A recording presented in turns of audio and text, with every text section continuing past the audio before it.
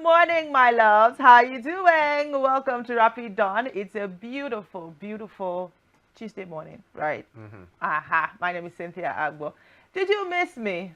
It looks like somewhere along the line I missed you. I mean, Ugo, how are you doing? I'm very well. Good morning, everyone. Now you're making me feel like I don't hi. Give me energy. Today Well, is our wedding. Chifido.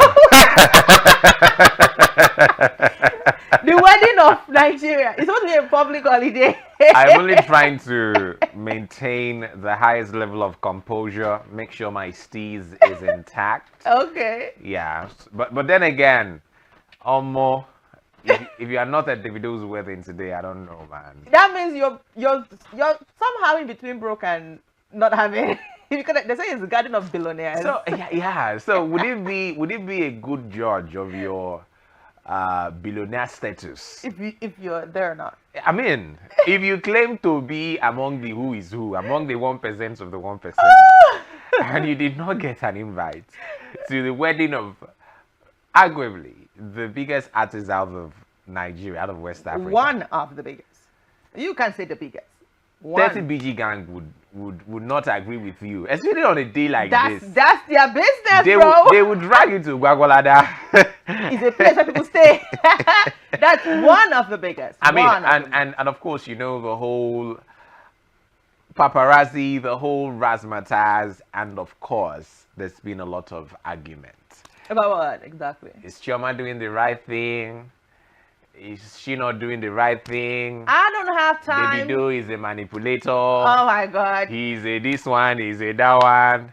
Chioma is the president of the Understanding Women's Association. No, that should be Annie, not Chioma. Really?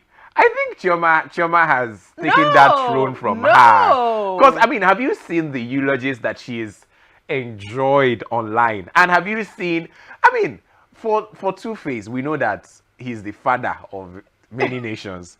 But I didn't say that. But I mean, but have you seen Davido? No. You defend him for one thing today. Tomorrow, they say he's kneeling down and begging. No, someone said, "Don't worry, before the year runs out." But the thing is this: for me, I don't really care whether she's understanding or if she's doing the right thing. I don't have the energy and time to say things to an adult who knows exactly what she's doing. All I can say is congratulations to the about to wed.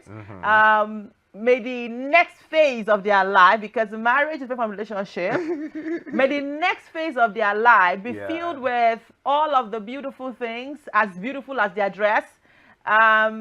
May God give her more grace to understand, basically. I mean, in terms of the romance, in terms of, you know, the butterfly. Are you in their bedroom? Now, in terms of the butterfly in the belly kind of feeling, you know, it's been rosy, yeah. Apart from a couple of issues they've had, a couple of things have happened. Are you in their bedroom? But I mean, this is. Or is what you see online? Are you in their bedroom? I mean, we can only judge based on what we see. That's fine. I mean, I have given my wishes. I particularly like. Cubana Chief Priest is a crazy man. He say if they no invite you, no come. This one no be say I get 1 million followers on Instagram. That was shots fired, actually. Shots fired. Oh my God. I wanted to see if one person I was actually looking forward to seeing if he's going to have like a grand entrance like he always Pretty do. Mike. But he may not be able to do that because there were stories coming out yesterday that he might have lost his father. So, our heart goes out to the family in this very difficult time. So I was actually looking forward to see if we can have a Pretty Mike, but no, a showman. I doubt if he'll be able to. A showman rarely declines an opportunity to put on a show. This is not just anybody. This is your father. Well, you don't have two fathers except your heavenly father. So. Even if it's just this one time, I mean, it wouldn't take anything from you. And we're willing to forgive him? For what? For not putting on a show now. I mean, because he's already established or carved that niche for himself. So I mean, Pretty Mike can literally enter anywhere. No, the only time he composed himself was during Whiskey's mother's burial. So people were expecting that, okay, Pretty Mike would come with all the drama, but he didn't. He came very normal. And people were like, this one should get size. I mean, it has to be the biggest thing happening today. I showed you that video yesterday of, I don't know who that woman was, who was which woman's that? telling OGB Cultist, the skit maker, so she could exchange her, I think, her SUV for, the invites to Davido's wedding. Oh, that is, I feel like it's just for clout. Because hello, why in the world would you really do that? It's just, I do believe, I see, for events like that, if you're not invited, bro, watch online. As simple as that. Like, is it your cousin that is getting married? Is it your cousin? Or is it your father's younger brother, daughter? No. I mean, it's Davido. Some people be like, we can't be doing all of that standing for nothing now. But all of that standing ends in your pocket. How many celebrities have you seen them it have? It ends on your Instagram account. It ends on your X account. How many celebrities have you seen them do like a concert wedding? How many of them? They always have their invites, and that's the thing. I think there was it one person or so who wanted to have I can't remember the name now, wanted to have her events to to invite all of her fans. I think it was a birthday or so, and she was like, she wanted to have it to invite all of her fans, not just the celebrities. She wanted to have everyone come in. As far as you are a fan, you love her and all of that. I'm trying to remember her name. Maybe for the end of the show, I remember her name. And she had the event in an open place. And she was like, whatever talents you have, bring it on. Go to the backstage.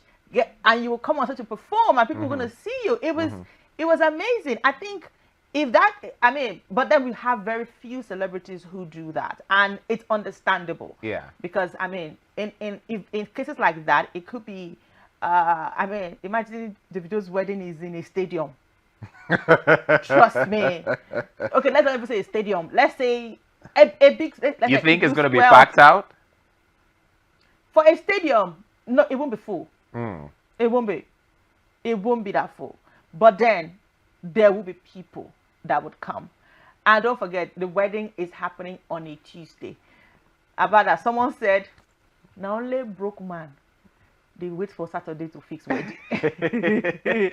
He said, this is a sign that you are not a billionaire yet.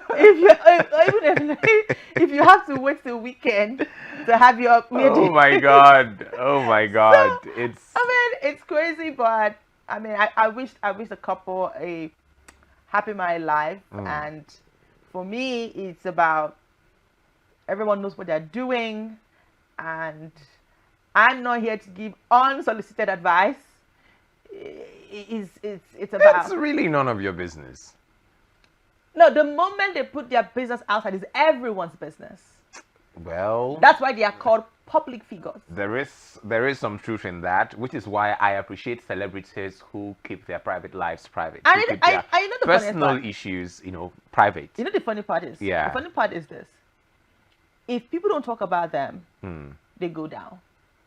And so they need people to talk about them. They need a PR. So you imagine you waking up one morning and nobody's talking about you.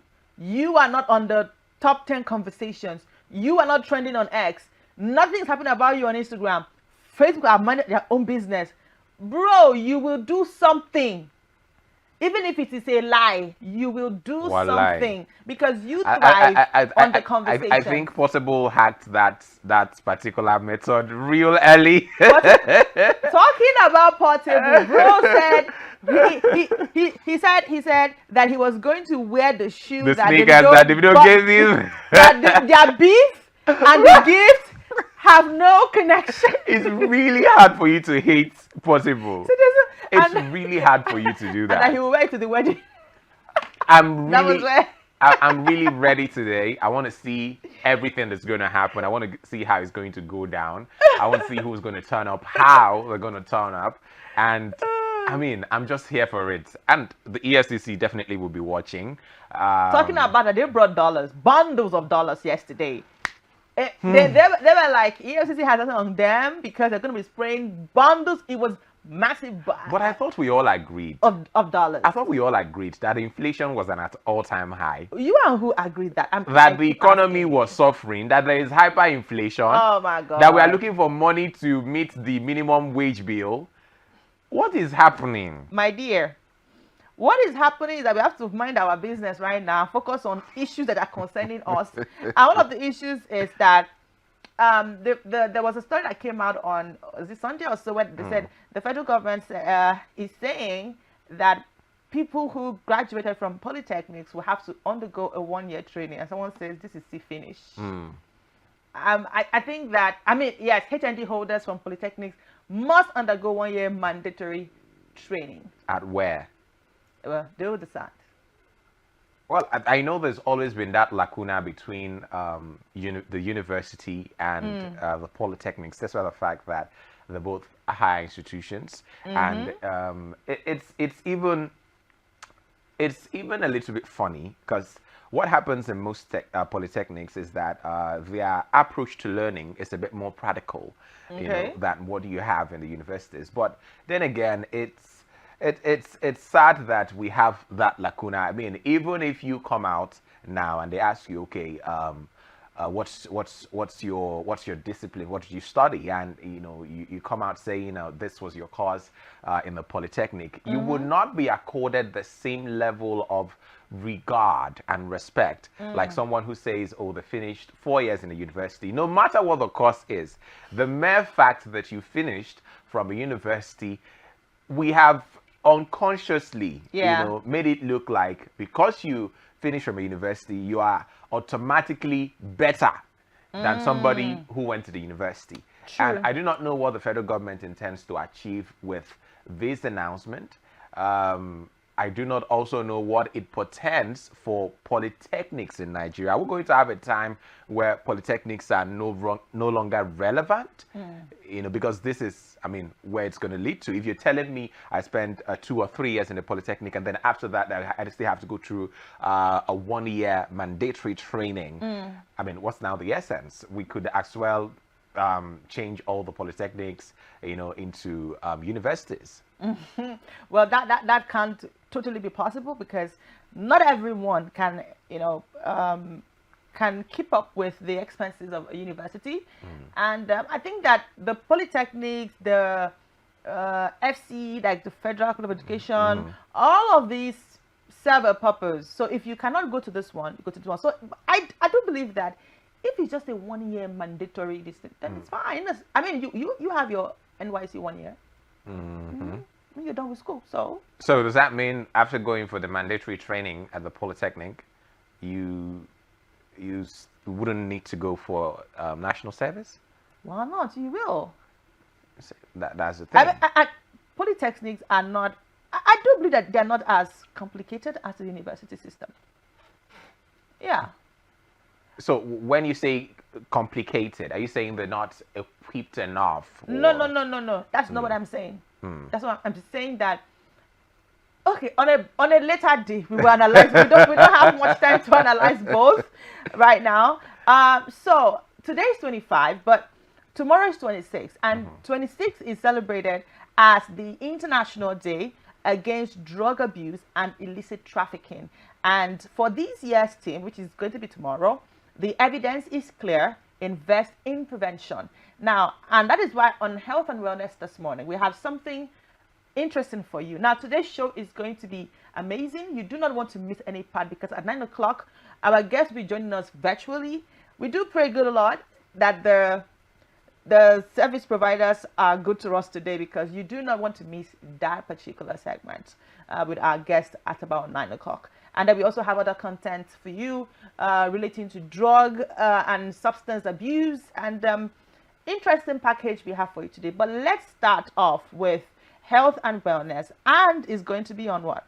This morning on Health and Wellness, we will be looking at.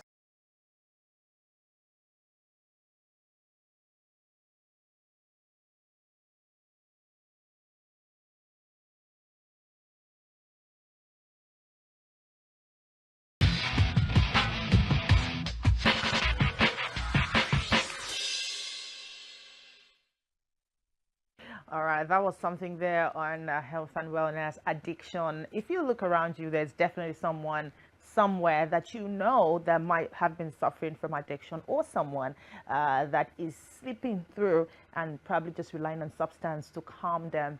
And it's something that you may not know until you look very well and then talk to the person and you discover that you might just have been right on time. We'll go on a short music break, and this is something by David Jones. David Jones is one man who is very, very vocal when it comes to the advocacy for drug abuse, substance abuse, addiction, and the likes. And he has definitely released a couple of works relating to addiction and the use of substance. And we have a couple of songs that will be dishing out to you on the show this morning. And let's have the third one right here, and you definitely love it.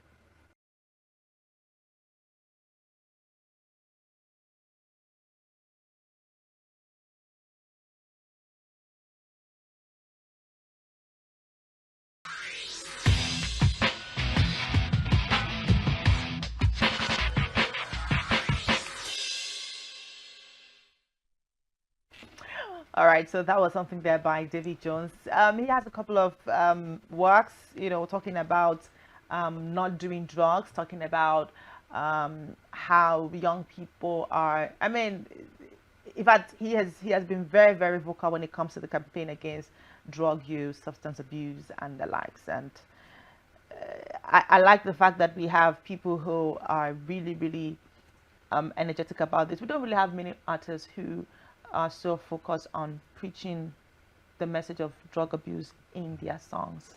But I mean, most times when you watch some of our music videos, you see people consuming things and all of that. And it's You also see the same replicated in most skits out there Yes. online, and then most of the slangs that are being syndicated across social media.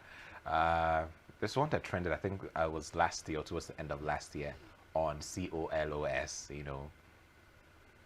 Oh, oh, yes. Yeah, so we when things like that come up for young minds who are not exactly enlightened, they may think, oh, it's something exciting. cool thing. It's something I definitely want to try out.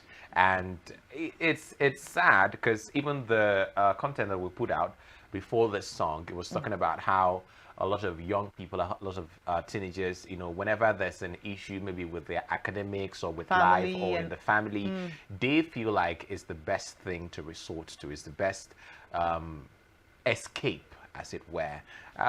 It does give you that escape, but it is a dangerous route. That's the thing.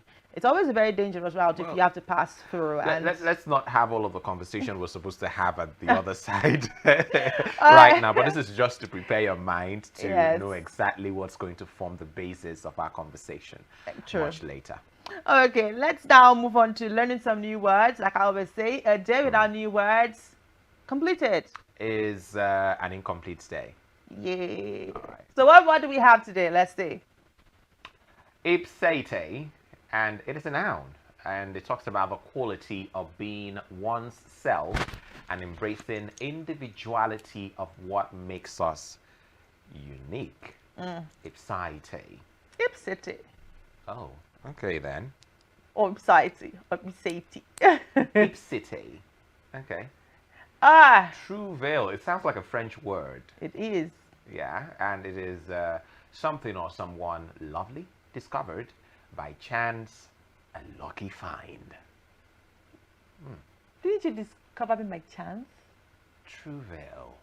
Am I not something lovely that you discovered by chance? It will certainly have. Are you not lucky to find me? Rapid Dawn is definitely Ugochukwu. something lovely, something Oh my definitely God. worth finding. So it's amazing being here. So Ugochukwu, didn't you find me by chance? Are you not lucky to find me? are you a true veil? Of course. You tell me. Well, allow me to conduct my research on that. There would be So you've spent how many months with me and you still need extensive research? there would be some form of conclusion as to the research in no distant time, at which point you will be intimated on what our findings are. I must have been a thorn in your flesh Travail. for you to need so much time. All right, so before we run off to sports this morning, there is a discovery that I like to share with you guys. So they say that women need more sleep than men because they use their brains more. I think I agree with that. So a study from the University of Loughborough, which found that women may need about 20 more minutes of sleep on average because they tend to use their brains more during the day. The reasoning given is that women often multitask and use more of their brain, which requires more recovery during sleep. However, this is not a definitive rule. Individual sleep needs can vary significantly due to various factors such as age, lifestyle, and overall health. While some evidences support the idea, it should be understood in the context of broader research on sleep and individual variability. Are you sure 20 minutes more would be enough? Like 1 hour. Or I was thinking 3. I agree with this research. Oh, Okay, but you guys our brain today work for waiting even concern us sometimes. working more in what regard? The brain of a woman To works. make more money, to No, but you know a woman do multitask. For example, she's thinking of how to clean the house, how to make food. She's thinking of how to pick the kids from school. She just everything is in this head. Everything. And then if she's the one who is not yet married, she's see what? It's time for sports. So on sports this morning, I saw an interesting story where I hear that Osimhen's fee has been reduced from 100 to 85. Is it because of what happened? Or is it because of what? No. Nobody wants him or what? it cannot be because I do not want to think it's because of the Our boss? brawl that he had, with Finidi. There are a lot of things that affect a player's price rating in the market. Your form at the moment, how injury-free you've been, and the clubs that are interested in you as well. All of these things combine to determine what your price rating would be in the transfer market. And for Osimhen, this was a player who had won a league title, scoring over 30 goals in all competitions. That was the season before last season with Napoli.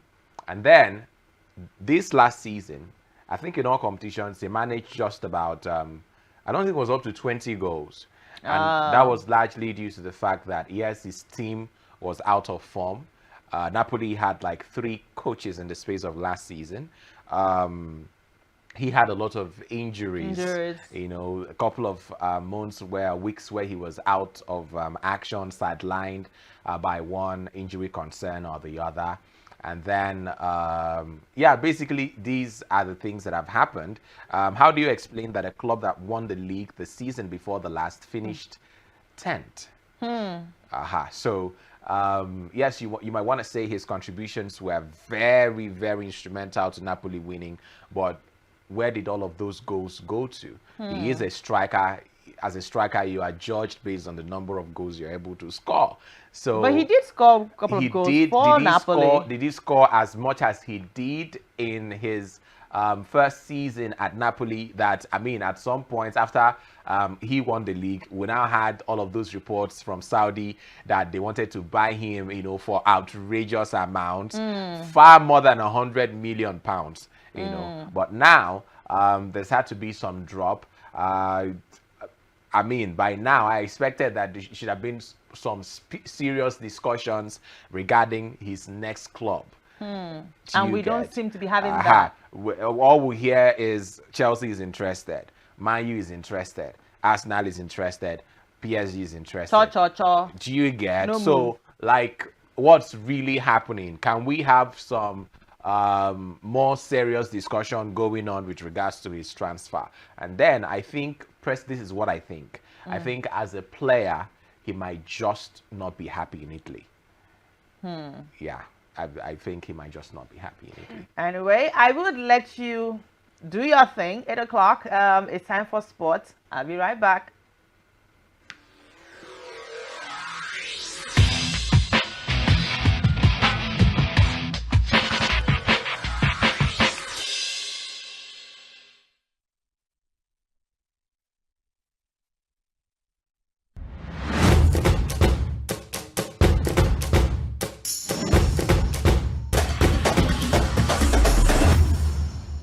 It's the morning tonic doing just once every 24 hours, Monday to Friday, right here on this channel on the Breakfast Show. Gochukwu Madimere is my name.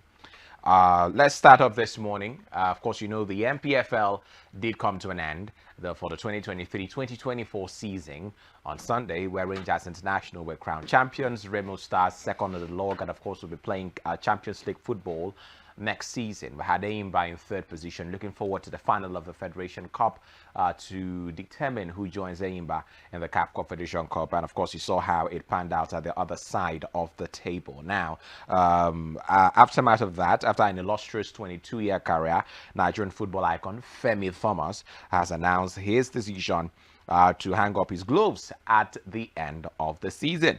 The legendary shopstopper had an incredible 22 years in the Premier League and 24 years as a professional player. He played for the likes of Enyimba, Kano Pillars, Rangers, Ocean Boys, and Nasarawa United, among others. He won 2 league titles, 3 FA Cups, and has one last game with Abia Warriors in the President's Federation Cup final to add to his laurels. So is that going to happen? Well, let's keep our fingers crossed and see how that pans out. Now, of course, you know, there's been some development regarding who is at the helm as regards managing the Super Eagles of Nigeria. Last we heard was that Finidi George has resigned his position as coach of the Super Eagles. We also did hear that NFF were in the market shopping for a technical advisor who is going to be in charge of the team and whose primary responsibility would be to remedy the wrongs that have been done in terms of trying to qualify Nigeria for the 2026 World Cup. Now, yesterday we had news, or rather a tweet from sports journalist Bukola Miolajide, who said that the Nigeria Football Federation seems to be interested in the French national women's team coach, and he's no other than Hervé Renard, to fill the Super Eagles of Nigeria's vacant head coach position.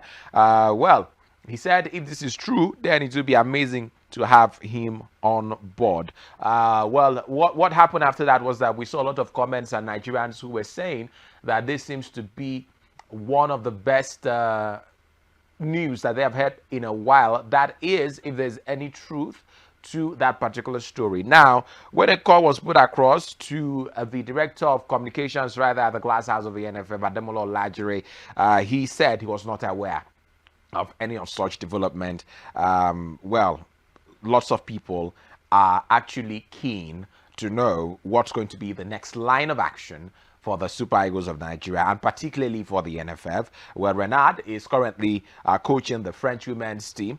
Announced he would leave his position after the Paris 2024 Olympics, sparking speculation about his next move. Well, his impressive track record in African football is quite sterling. He led Zambia, surprisingly, to the Africa Cup of Nations, and also led Ivory Coast to the Cup of Nations. And he's, I mean, a popular candidate among Nigerian fans. Remember, he was also the man who managed Saudi Arabia when they beat Argentina right there in Qatar during the last World Cup. I guess Argentina eventually won, but having to get a surprising result against the world champions was something that nobody absolutely saw coming. But that was what we saw from Hervé Renard. And a couple of comments there. Best decision ever in the history of football in Nigeria. Some people are skeptical about his appointment. NFF knows every Nigerian wants this man they will go for him and use technicalities to prevent him from succeeding. Is their game plan. We've been clamoring for this man before the interim days of Salisu Yusuf, Austin Eguavon, Genetro, Joseph Pissarro, and Finidi George. Someone else said this is the answer to our football problems. Only if NFF will give him the free hands to do his job. Well, lots of comments actually, saying that this man might just be the best for the Super Eagles at the moment. Do you believe Herb Renard is the man who is best suited for the job? Well, if this does happen, NFF, of course, remember they will face competition actually for Renard's services, because we're not the only one who are interested in his services, and we also have the huge financial burden to offset. Currently, he is earning something in the region of over £1 million monthly in Saudi Arabia. He earned between £1.1 million monthly every month in Saudi Arabia, and between £150,000 and £200,000 per month in Morocco. The last foreign coach of the Super Eagles, Joseph Pissarro, was paid $50,000 per month after an initial salary of $70,000. So, what's going to happen? What's the Super Eagles and, of course, the NFF leadership? What are they going to decide? Who's going to be the man to take over or to continue from where Finidi George stopped? That's a big question, and we're keeping our fingers crossed. There was a suggestion from Colin Udo, veteran sports journalist, for Nigeria to go for Samson Siasia, and that will be eventually when his ban ends in August after the Olympics, at which time, by the time we're playing the qualifiers for the AFCON in September, he would have taken over, as coach of the Super Eagles. But then again, time will reveal more with regards to this. Now, let's go to Cameroon, Douala, where yesterday was a very beautiful day for Nigeria. Nigeria rounded off day 4 at the Africa Senior Athletics Championships with gold and silver in the women's and men's 4x100 meters relay in Douala, Cameroon. The quartet of Justina Eyakpo-Beyan, Tima God bless. We had Olayinka Olajide in that team as well. And of course, the phenomenal Toby Amusa, who ran 42.76 seconds to win gold in the women's event ahead of Liberia and Ghana. The victory increased Nigeria's gold medals to 4. Titiana Eyagopena started a great race and handed over to Team God Bless on time. God Bless did not disappoint as she overpowered her challengers to hand the baton to Olayinka Olajide, who ran the last bend to hand it over to Toby Amusan. And of course, Toby Amusan rarely disappoints. Amusan had arrived in Douala on Thursday morning alongside other members of the Nigerian contingent with no sign of illness, but she fell ill in the night, and the Sports Ministry's medical personnel attached to the Athletics Federation of Nigeria team to Douala advised her to take a rest, and she did take part in the 4x100 meters relay final because AFN Technical Director Samuel Onikeku tendered a medical report on her, unlike the duo of Favor Ofili and Rosemary Chukuma, who pulled out of the 100 meters semi-final without the knowledge of the technical committee. Now let's go to the men's event, where, of course, which happened at the Stade de Japoma in Douala. The quartet of Kaisola Ajayi, Ushorise Shekiri, Alaba Akintola, and Godson Brume finished second behind rivals Ghana, who ran 38.46 seconds to clinch the gold. Meanwhile, Pristine Ochonogo, who only came onto the scene this year, finished fourth in the women's long jump, proving herself as a big revelation at the championships. She won bronze at the Africa Games. Well, Pristina might still actually qualify for the Olympics and through the world ranking tool, and when all her points of the national championships and the African champs are tallied, she could move from 37th into the top 32. The events competed for on the 4th day of the championships: women's long jump heptathlon, women's javelin heptathlon, men's 100 meters hurdles heat, women's shot put final, women's 10,000 meters final, women's 800 meters heptathlon, women's 4x100 meters relay final, and the men's 4x100 meters relay final. And that was exactly how it panned out yesterday right there in Cameroon. Now let's talk about the Flamingos for a moment, where Nigeria's under-17 women's national team, the Flamingos, have been drawn into Group A for the 2024 FIFA Under-17 Women's World Cup. The draw took place right there in Dominican Republic over the weekend. The Flamingos will face the host nation, Dominican Republic, Ecuador, New Zealand in Group A. This will mark the third time in recent times that the Nigerian team will be grouped with the host, with the Falcons grouped with Australia at the 2023 Women's World Cup, and the Super Eagles alongside Ivory Coast at the 2023 Africa Cup of Nations. The Flamingos will kick off their campaign against New Zealand on Wednesday, the 16th of October, followed by a match against Ecuador on the 19th of October. And of course, the last match is against the host Dominican Republic on Tuesday, the 22nd of October. Led by Bankole Olowokore, Nigeria aims to build on their impressive performance in the previous edition of the tournament, where they finished third in India. The draws were hosted at the Fray Anton de Montenicos Monument and featured 16 nations, marking the last 16-team edition before expanding to 24 teams in 2025. And the other groups of the tournament has Group B containing Spain, the USA, Korea Republic, and Colombia. Group C has Korea, DPR, Mexico, whatever you want to call them, Kenya and England. And in Group D, we have Japan, Poland, Brazil, and Zambia. Ecuador, Kenya, and Poland are making their tournament debuts this year. Well, let's leave that now and continue with what's happening right there at the Euros. And of course, yesterday was absolutely interesting in Group B, where we had Spain, Italy, Croatia, and of course Albania. Mathia Zakagini's superb last gap strike fired Italy into the Euro 2024 knockout with a 1-1 draw against Croatia in a front Group B clash earlier on Monday. Italy progressed in second place behind winner Spain and will face Switzerland in the last 16, while Croatia are on the verge of elimination but could still progress depending on other results later in the week. I really find that unlikely because at the moment they have just 2 points. They did get a draw against Albania and now a draw against Italy as well, in a match that Italy could have actually won. At a point yesterday, Luka Modric, I have never seen somebody win Man of the Match award and look so sad, because guess what, he did get an opportunity to give Croatia the lead sometime in the second half through a penalty. He missed the spot kick. He did not score through the rebound,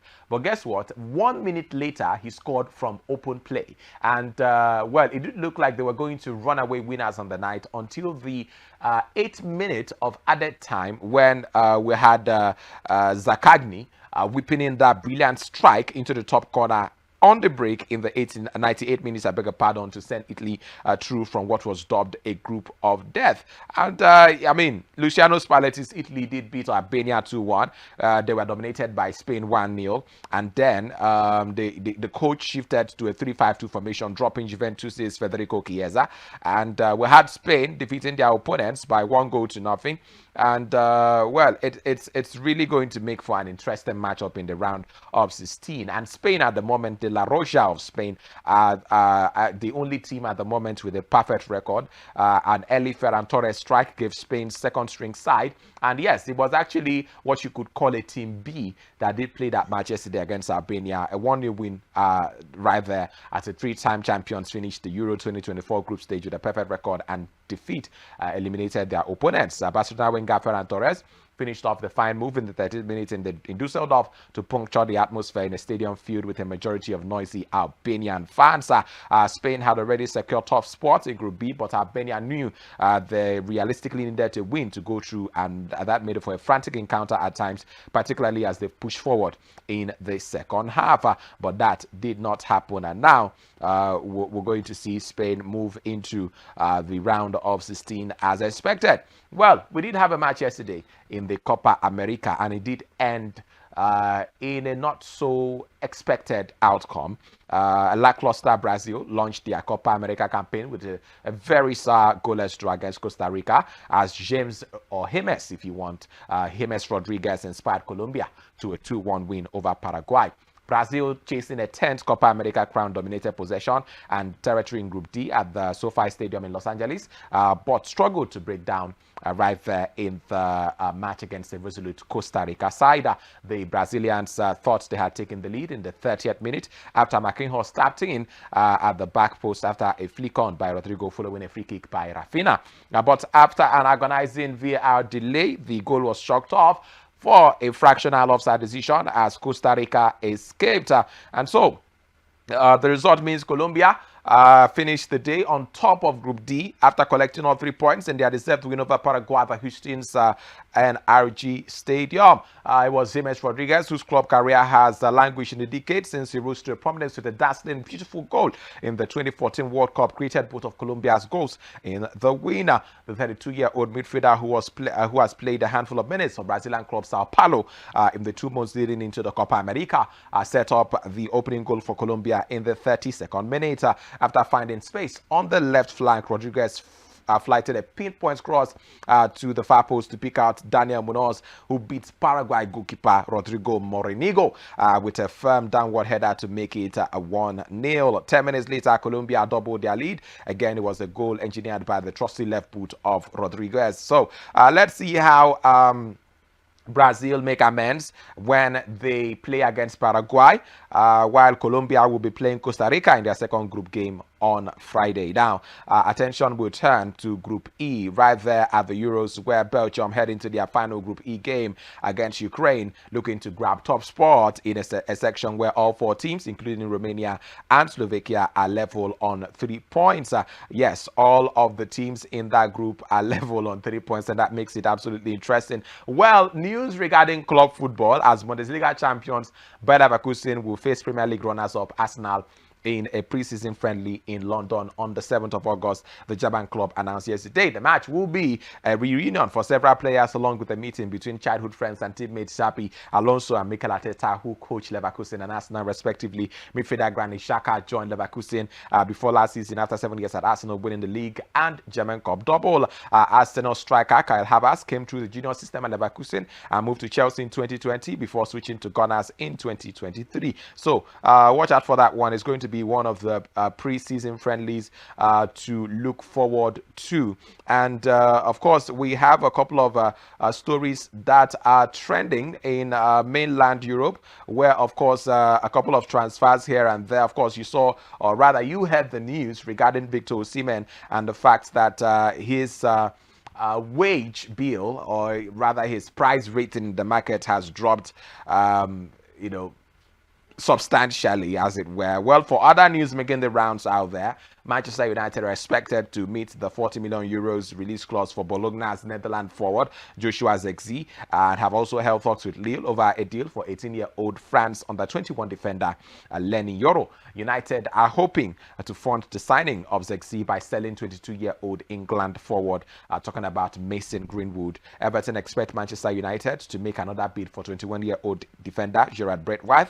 Everton are close to agreeing a deal to sign 24-year-old Senegal forward Iliman Ndiaye from Marseille. And by the way, yesterday, Robert De Zerbi, former coach of Brighton, was appointed as coach of Olympique Marseille. Manchester United hope to agree a new contract with manager Erik ten Hag before the start of their preseason tour of the United States next month. Former Manchester United striker Ruud van Nistelrooy has held positive talks about returning to the club as part of Ten Hag's coaching staff. And lastly, before we go, Spence forward Joselu is close to leaving Real Madrid after receiving an offer from Qatari club Al Gharafa. And ladies and gentlemen, there's still a lot more, but unfortunately, this is where the curtains have to draw to a close. Thank you so much for staying with us and for paying attention. Tomorrow, we'll be back again with more from the world of sports. Well, until then, Ugochukwu Madumere is my name. Thank you for watching, and stay tuned for more on The Breakfast Show.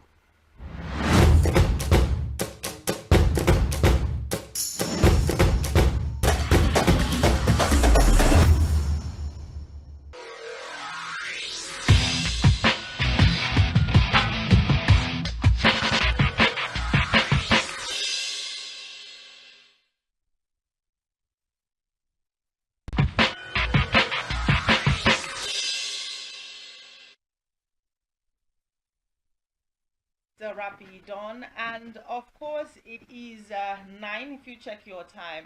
That was a song there by Davy Jones talking about drug abuse, substance abuse, and its implications to you. All right, so like we said earlier, tomorrow is the Drug Awareness Day, and there is actually a theme. And we decided to have the conversation today. We will still have the conversation tomorrow as well to mark the day, but we decided to have an extensive conversation today for this particular conversation. So the theme of this year is the evidence is clear. Invest in prevention. That is to say, International Day Against Drug Abuse and Illicit Trafficking. We do have our guest who is joining us virtually this morning to have this conversation on war against drug abuse. And he is no other person than a man who has not relented in sharing his experiences throughout to make sure that young people and even old people also are able to learn from how he was able to survive ever since he had a successful recovery process. He has taken upon himself to make sure that he spreads the word, he advocates, he speaks on the issue of drug and substance abuse. We have David Folaromi joining us virtually. Good morning, David. How are you doing? Great to have you on the show this morning. Good morning. Thank you very much for having me. It's a pleasure. All right. Let's start with some of the figures that we have. It is said that about 14 million Nigerians are, having this problem, this drug addiction problem. This is a report by the NDLEA, about 14 million Nigerians. Let us start from there. Do you think that we are winning the war against drug and substance abuse?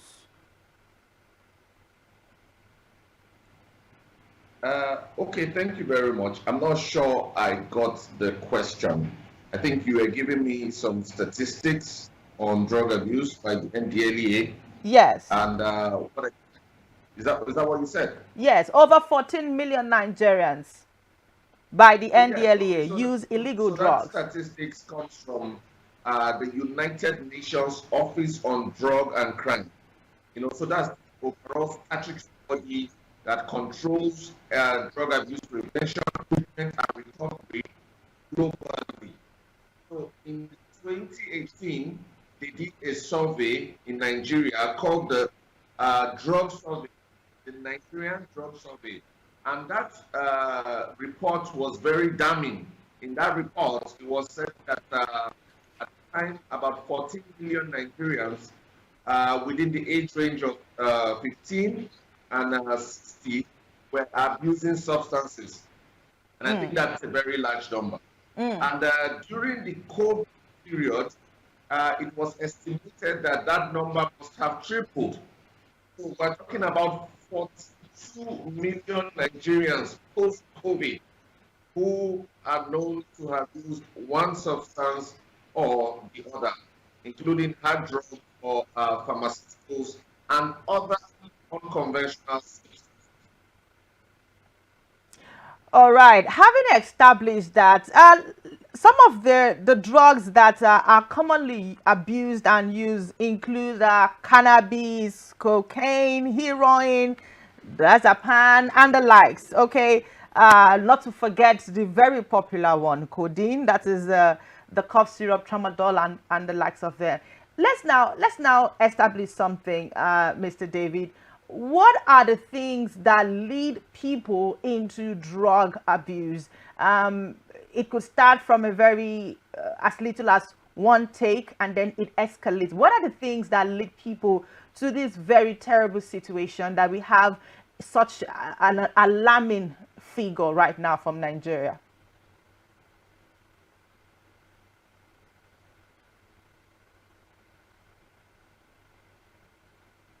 Can you hear me? Hello, Mr. David. Did you get the question? I'm getting feedback, there's an echo that is coming back when the host speaks. Because Oh, interrupting our own voice. Yes, there's an echo, like it just keeps coming back 3 or 4 times when you speak. Okay, perhaps I'll try from my end. She was asking what could be the reason for the hike, because apparently from your explanation, there's been an increase in the number of people who have used hard substances between 2018 and now. What do you think has informed the spike in the number of these cases? Thank you, thank you. I heard you clearly now. What's the reason for the hike in Yes, yes, substance abuse in Nigeria, in our yes. community, among the youth? Uh, there's no singular reason for why people use substances, right? But then I'll give you a few that will contribute to the major reasons why there's a hike in substance use among, especially our youth. Number one, the lack of prevention from the family unit. So I always said, and I've always reminded, that can be prevented and that's from the family. So when the parents who are the statutory stakeholders of the family are not performing their drug abuse prevention role, then you might be a hike. When they don't get relevant knowledge on drug abuse that they can pass to their children, proper evidence-based preventive measures, then there will be a hike in drug abuse. Number two, at the school level, how much our educational institutes doing drug abuse? They're not doing very much. That's also that. And then number three, because it's important that we know that a lot of people, Nigeria is a very religious, so we need to put in the message of drug abuse into our doctrines, into our churches and the mosques and other places of worship. It's very important. And then the media, for instance, our Rapid is doing today, excellent, highly commendable, played a song by David Jones that's speaking up against drug abuse. We still have media stations, media channels that are glorifying drug use. We are posting content that makes it look cool to use drugs. And then when these young people watch this thing, it impresses on their minds and they go out to try it. So the media, they a very important. And then finally, I'll stop at the community level. Community level, because it's an all hands on deck approach. At the community level, we need to play our role in stopping the menace of drug abuse. We must do something. When you see black spots, try to talk about it, speak to NDLEA, speak to other relevant agencies. When you notice that drugs are being sold at the street corner, speak up about it. So once this is done, we keep expelling the bad eggs, pushing them outer and farther from our community, thus reducing the prevalence of drug use in our society. Thank you. all right. I don't know if you can hear me, Mr. David. Can you hear me? Sorry? Is there any way can you hear me? Yes, I heard you now. Okay. So because I wanted to ask something, that's why I want to be sure that you're hearing me. These are wonderful points. You mentioned family, school, religious, the religious sector. You mentioned the media. You mentioned the community, right? So let's now look at those things that really make people go into get to the point of drug addiction. I have, on a personal note now, I have seen people suffer from drug addiction. I have seen people slip into that phase. And sometimes it is a sad thing to behold. And you keep asking yourself, how did it get this bad? What happened? Psychologically, because you are a person who have been chanting the cause of substance abuse, addiction, the awareness and everything. We would just need for you to, tell us what is it a psychological problem? Is it problems from home? Is it peer pressure? What could be the reason that we are having this problem in our society? Okay, thank you very much. So what we talked about previously, the 5 cardinal points of prevention. Now we want to talk about other reasons why people might venture into substances. So we'll talk about the risk factors or predisposing factors. These factors are outside the control of an individual that makes him or her susceptible to using substances. So I'll mention just a few.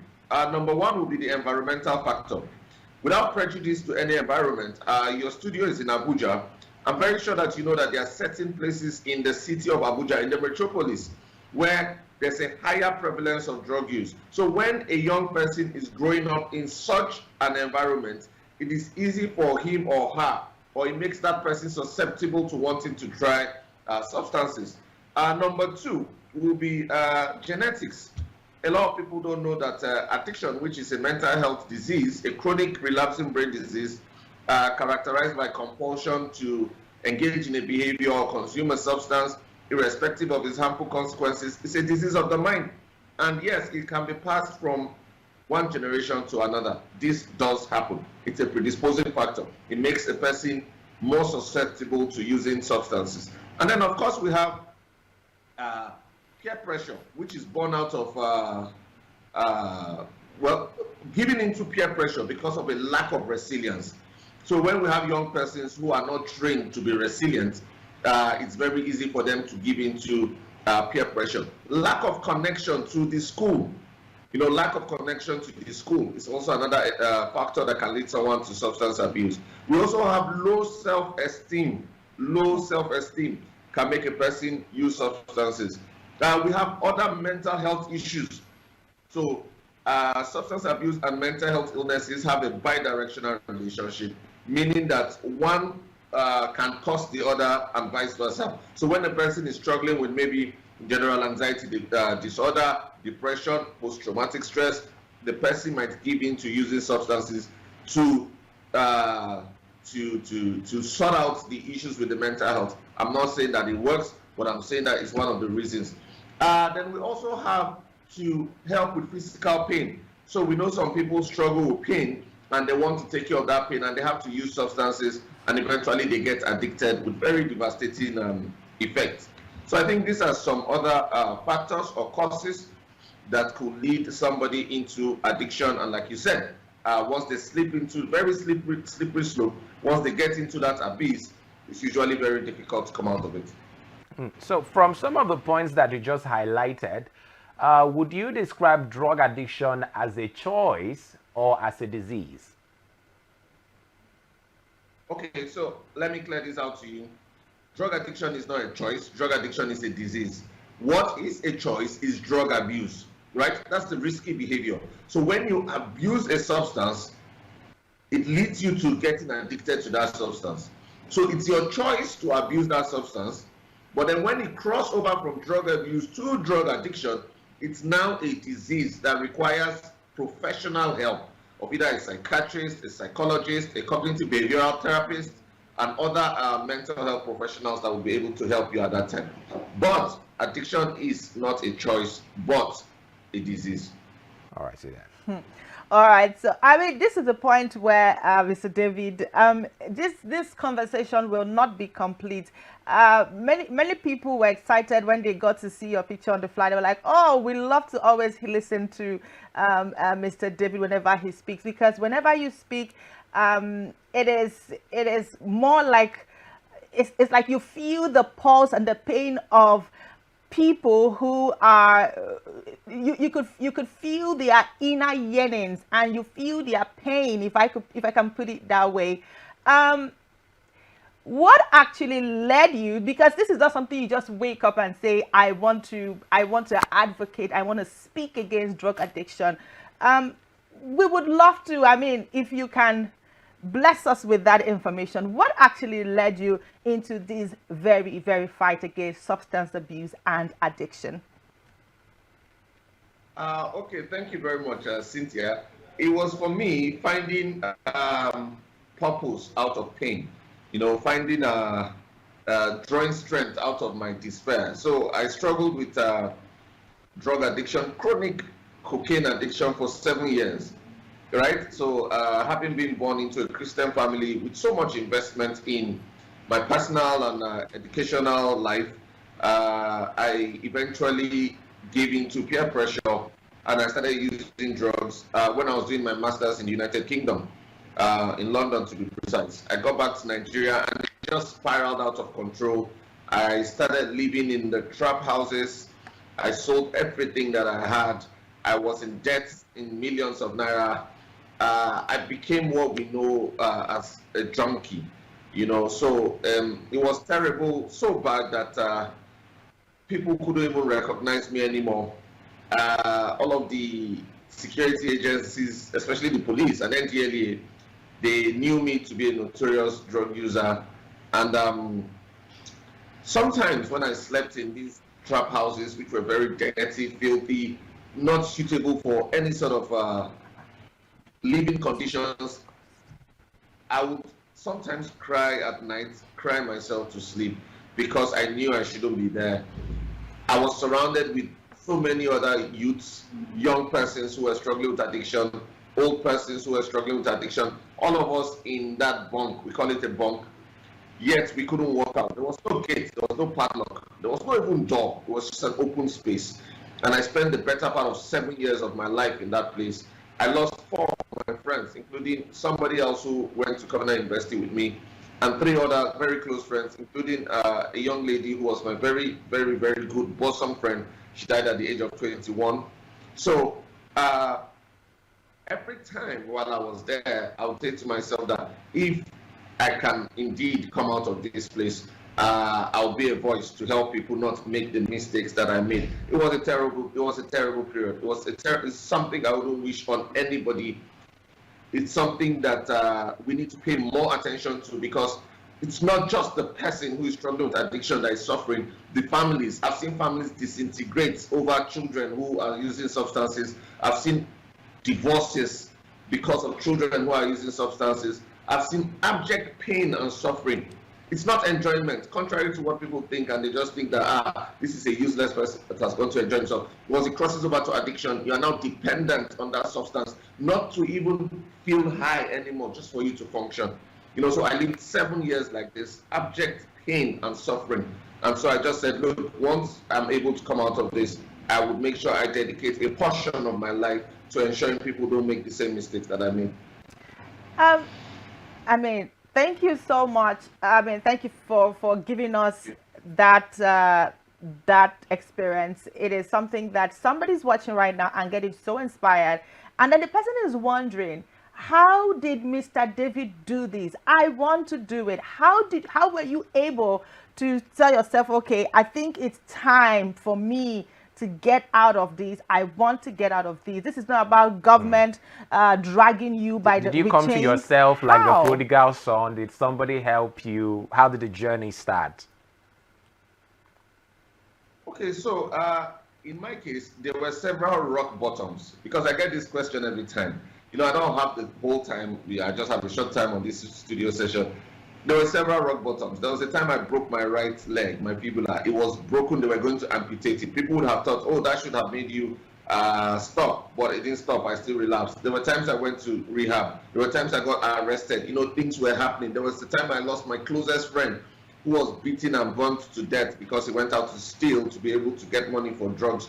Again, people would have said, so why didn't you stop at that time? So in the 7 years I was doing drugs, I knew I shouldn't be there. So every time I had to try and reassure myself that I was going to come out of this. But in my case, there was a touch of divine intervention, to be very honest, because I did everything I could and tried to make up my mind severally, but every time I just found myself falling back. But when it happened in August of 2017, I did make up my mind again, and I talked to God and I said, God help me. And I just believe that God helped me. But even after that, I checked myself in for therapy again. And for 3 months, I was undergoing proper therapy to make sure that I was well-rooted, standing strong, and able to walk on my feet again. And I want to let people out there know that there's help for whoever is struggling with addiction. evidence-based treatment methods that actually do work. So I did mine for 3 months, and after that, I started going for courses and for seminars to get more knowledge on substance abuse and addiction in general. I started speaking to people about it, and as I spoke to people, I found out that I was building myself more, and it's been a beautiful journey so far. All right. Let's now take something else. While we also let you, because I know it's a busy week for you, busy day for you. There was a story some months back that the House of Assembly was about to pass a bill, suggesting death penalty for anyone caught in selling drugs, trafficking drugs, and the likes. Although that particular bill did not, there was no conclusion on that. But the House was divided because some say that death penalty is too much. Don't forget that according to news, it has it that about 3,000 Nigerians are actually on death row for drug trafficking and the likes, which is like a very huge number. So do you think that death penalty is a good suggestion? And also, what can the government do, to curtail this issue of drug addiction, drug abuse, substance abuse in the country? Okay, so you see, these are policy issues. Now, drug trade is a multi-billion-dollar industry. So when you pluck one out, it just feels like 10 more spring up from somewhere. And trust me, I know this. So when I started, I was all up for the death penalty. But after a while, I had to sit back and watch. Even in the Middle Eastern part of the world where there's death penalty for drug users, we still have drug traffickers. And that's the truth. So it deters them. Yes, it could deter them, but it also makes certain people bolder. And that's going to even increase the cost of what drugs will cost. So I think, first of all, I want to commend the National Drug Law Enforcement Agency under the leadership of General Buba Marwa, retired. And I think they're doing a very great job in supply reduction, right? So, but Buba Marwa is also making emphasis on prevention, which is why I like the theme of this year's International Day Against Drug Abuse and Illicit Trafficking. So if we can get prevention on all levels very well done, then you'll see that you'll push out the suppliers. So it's demand and supply. If nobody is demanding for it, then the supply will naturally fade out. But if you decide to still keep fighting the suppliers only, then they're just going to keep springing up, so long as there are people that will buy it. Once there are people that will buy it, you have suppliers. Even if you give the death penalty, even if you say you're going to take their life and take the lives of their family members, so long as there are people who will buy it, there will still be a supply. That's so the consumers. Pay more attention to prevention. If nobody is buying it, then there will be nobody selling it. All right. In your journey propagating the gospel of freedom from drug addiction, what have you discovered most as you talk to young people? Because I believe they are the ones who are the major target of your work in this whole campaign against drug abuse, drug addiction, and all of that. What have you discovered interacting with young people? What do you think goes on in their minds and in their heads with regards to drug abuse? Well, thank you very much. I'd like to say that there's been a drastic decrease or a continuous decrease in the age of initiation into drug use. So when we started in 2017, 2018, we had more of senior teenagers, and then it became mid-teenagers, and then preteens. So we now have 11-year-olds, 12-year-olds, 13-year-olds who are struggling with drug use. I've had 2 deaths by overdose of 13-year-olds that occurred, and then one of a 16-year-old recently. So the younger people are now actively getting involved with substance use, and this is because, once again, they do not understand the risks associated with substance use. So one, they think it's cool. 2, there are a lot of myths that they have come to believe that are true that about substance use. So we need to debunk some of these myths.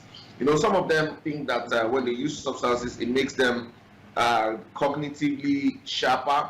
It makes them to assimilate what they are being taught. Of course, we know these are all lies. And unfortunately, some of these half-truths or lies as they were, are being propagated by the media.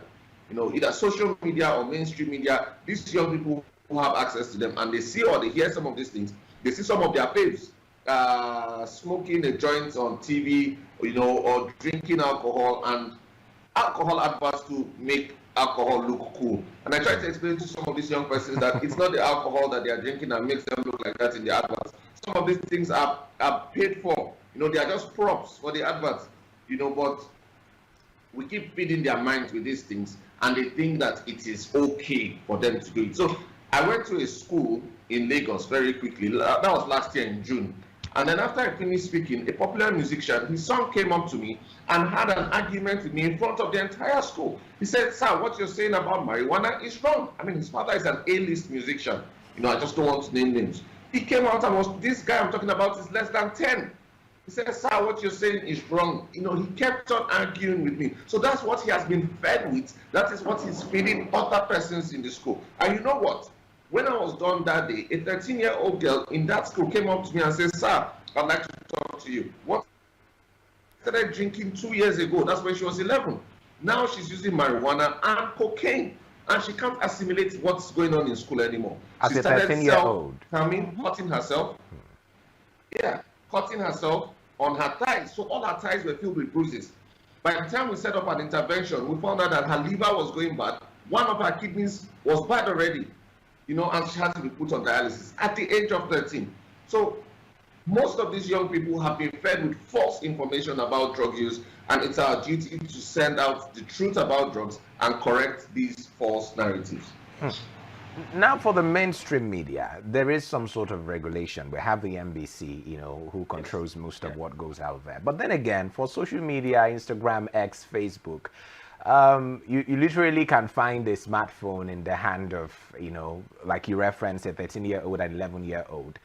And there's not a lot of control as to what is put out there. So in terms of trying to change the narrative and push out the right message, how can we be able to achieve that, since you cannot control the pages that they follow, the people that they follow, and the kind of contents that they're exposed to?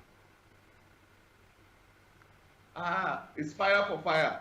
So when those pages are telling them what they shouldn't hear, we also have our own pages telling them what the truth is. So we need more. Yesterday, I made an announcement. I said, look, we don't have enough drug abuse prevention practitioners in the industry. I offered to give free consultation to 10 organizations that want to come into the industry, because we need more people telling the truth about drugs.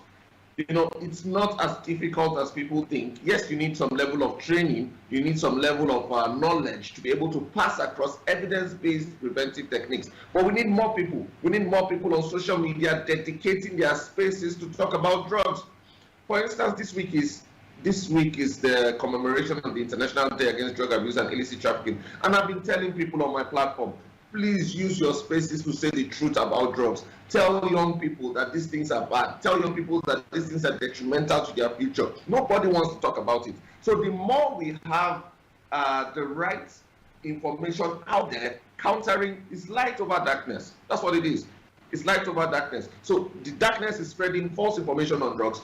We need more light to expel that darkness by putting out there the truth about drugs.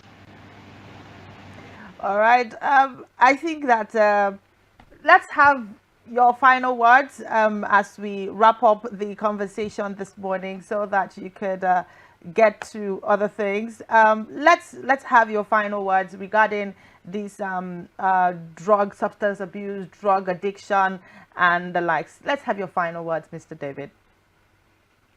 Like I always like to say, drug abuse is preventable. It starts in the home. If we have parents listening to us here, please do your due diligence, get the right knowledge and information about drugs, and pass this across to your children, creating them a resilience to be able to say no when they are offered outside. Instill in them appropriate life skills, problem-solving skills, communication skills, assertiveness, self-awareness, all of these things. It creates a total package of a young person who is able to say no when he or she goes out there. And then for anybody who is struggling with substance use or addiction, please, I want you to know it's not a death sentence. Don't hate yourself, don't kill yourself. don't give up on yourself. Just seek help. Seek professional help. I'm sure if you go through Rapid TV, you can get my contact or the contact of any other professional in the mental health field that will be able to help you. But it's not a death sentence. You can come out of it just like I came out of it, and many other people are coming out of it. Thank you all very much. And it's the International Day Against Drug Abuse and Illicit Trafficking this week. Please speak up against drug abuse. Put it on your status. It will not. I know your status is so precious to you, but do something, because evil persists where good men say nothing. So speak out against drug abuse. Just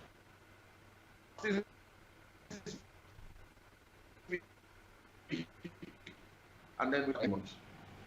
Thank you. All right. Thank you so much, Mr. David Folaranmi, for having this conversation with us. Really insightful, interesting, and of course, I'm sure that for you watching out there, you've been able to get a thing or two regarding that. We'll go on a very short break. This is our last song from David Jones this morning. We'll be right back.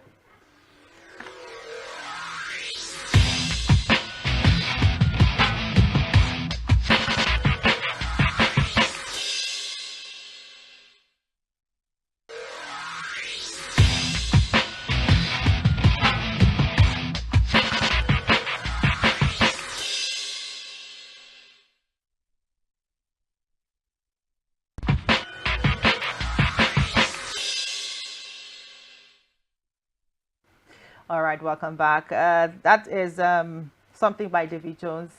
In fact, we will keep ringing the alarm from now till tomorrow. Let it digest it, dilute it, absorb it. Let it get into your system and remind you that whatever that thing you want to take, drop it. All right. So this year's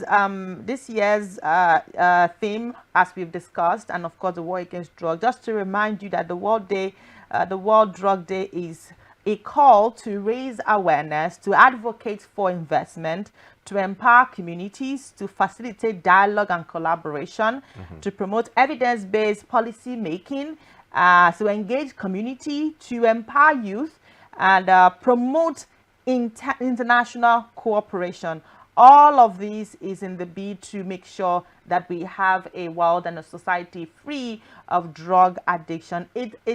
It's not going to be an easy journey. It hasn't been an easy journey, but I know that we will get there. Did I tell you, Ugo, that Mr. David was one of the first people in 2021 when I was having my men's event who supplied me with so many materials against drug abuse?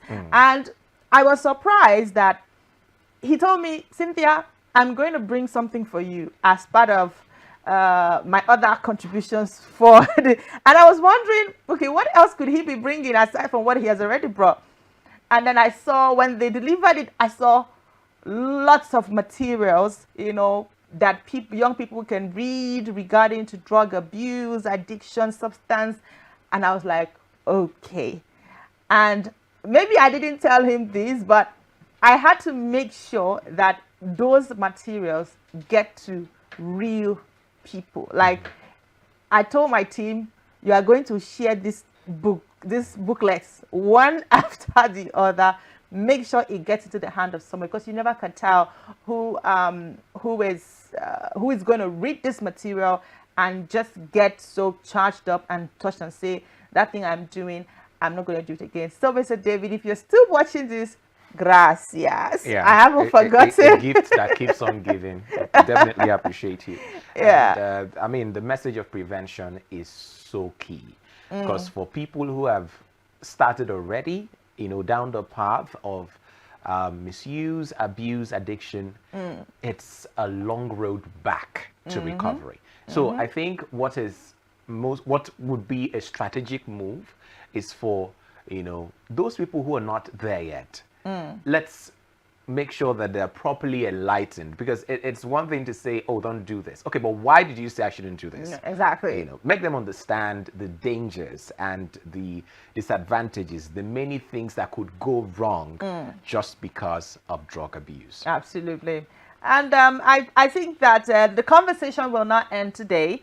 We'll still have we may not have Mr. David tomorrow, but we'll definitely have some of these conversations and keep reminding you that drug abuse is not what you want to engage in. I've heard some people say, oh, cannabis, Cynthia, but we have cannabis for medicinal purposes. We have cannabis for, my love, until a certified medical practitioner tells you that you should use this oil, or you should use this, or you should use that, and give you the dosage.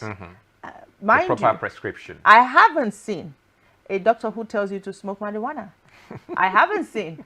But if there eventually is a doctor like that, because we do know that there's some oils that are, you know, have the substance and elements and all of that in it.